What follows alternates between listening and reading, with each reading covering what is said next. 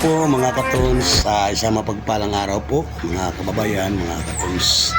Ito na ko ngayon mga kababayan, gumaling na po sa galing kong karamdaman ng mahigit 2 buwan akong papagaling po mga kababayan. Kaya hindi pa ako nakapag-upload ng video po sa aking YouTube channel. Ngayon mga kababayan, pwede na po si Katons muli vlog muli mga kababayan. Kaya lang medyo malapit lang yun ang advice sa akin ng doktor, huwag masyadong malayo. Ay mga kabayan, ipapakita ko po sa inyo. Gagawa po ako ng salasit ngayon mga kabayan. Still salasit po ang ating gagawin ngayon mga kabayan. Gamitin ko po ay tubular po na 1 by 1 at saka 1 by 2 at 2 by 2 nga tubular po ang aking gagamitin sa salasit po para po sa aking bahay. Karawang kasi ng aking misis ngayong 26 po sa December, kaya regalo ko po sa kanya mga kabayan. Ayan po, ayan, sinasimbol ko na po mga kabayan. Medyo ingat lang, gusto maabon-ambon ng panahon po mga kabayan.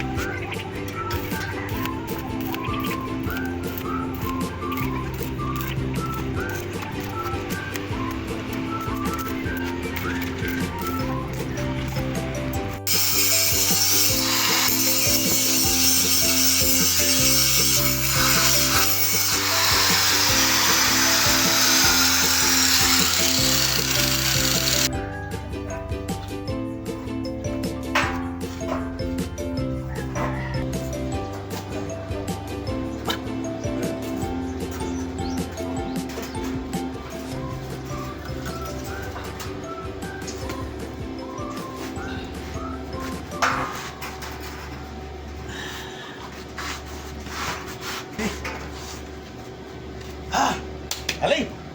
Ang galing! Ang galing! Ito po mga kabayan, natapos ko na po itong isa. Ang gagawin ko naman ngayon, titimpla ko ng pintura. Yung gagamitin kong pintura ngayon, yung primer epoxy.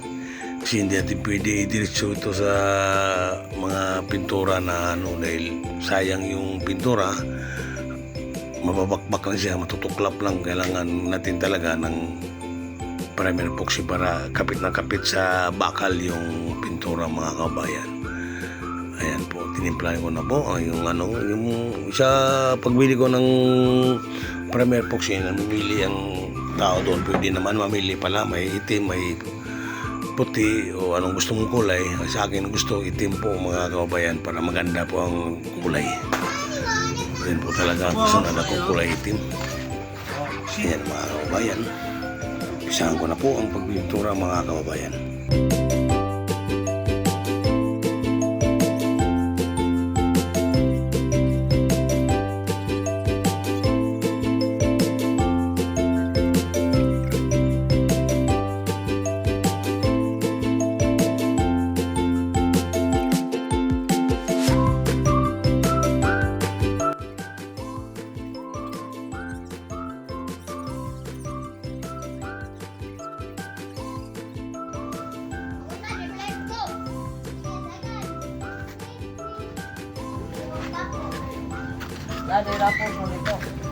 Ganda po mga kabayan, no? Last coating na po ito kabayan.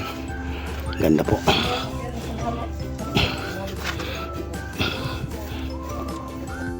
Napakaingin ng mga bata. Ayan po mga kababayan, ito na yung ginawa ni Katons. Ito na po yung finish natin. Ito naman mga kababayan, may in-order po ko sa Bansuhan, yung lagarian kahoy. Nagpapalagari pa ko ng tabla na mga trees po ang lapad. 3/4 ang kapal niya para sa sahig, saka dito sa ibabaw lang mga kababayan. Ayan po, maganda pagka-finish. Maganda talaga yung primary epoxy na itim mga kababayan. Kapit na kapit yan sa bakal.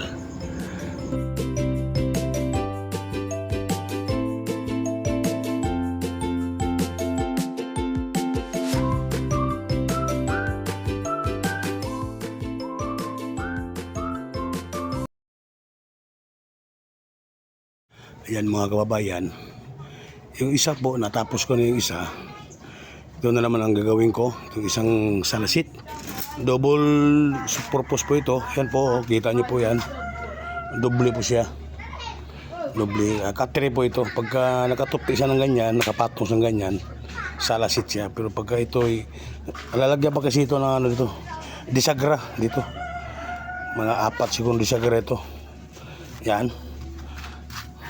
Mamaya po, i-update ko po kayo mga kababayan, no? Ayan po. Katuns, kayang-kaya bang gumawa ni Katuns? Ayan po mga kababayan.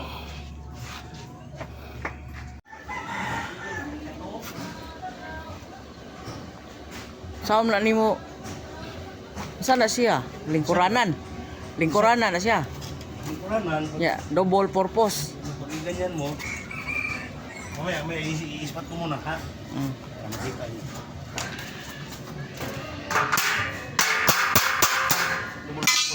Double purpose. Lingkuranan niya. Pwede siya mahimong katre. Kaya linagyan niya ng bisagra mga kananay, mga katons. Lagyan ni katons ng bisagra para double purpose. Lingkuranan tapos birahon. Pwede rin siyang katre. Ispat mo natin, ha? Ispat mo na.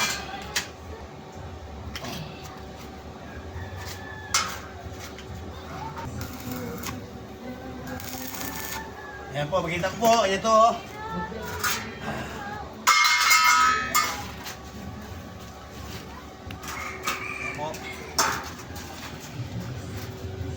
Wow, galing. Ayan po. Ayan. Double purpose nga. Yan. Double purpose po. Okay ba ba? Okay. Po. Yan. Para dili siya mukawat og space sa sala. Yan. Yan. Upuan. Yan, maging upuan. Yan. Tingnan yung ginawa ni Katons.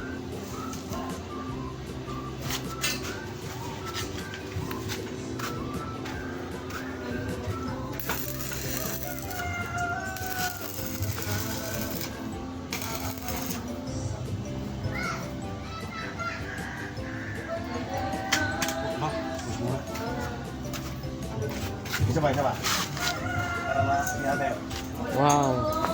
Po, ano? Okay. Yan ang kalalagasan. Pwede na yan. Gusto ko yung putulan. Pwede na yan. So, ilagay mo lang dito sa ano. Gusto mo na lang natin. O, dugsungan na lang. Para kung sa hagdanan pa, para siyang brace. Dito ito mag-gusto yan. Kina? Okay.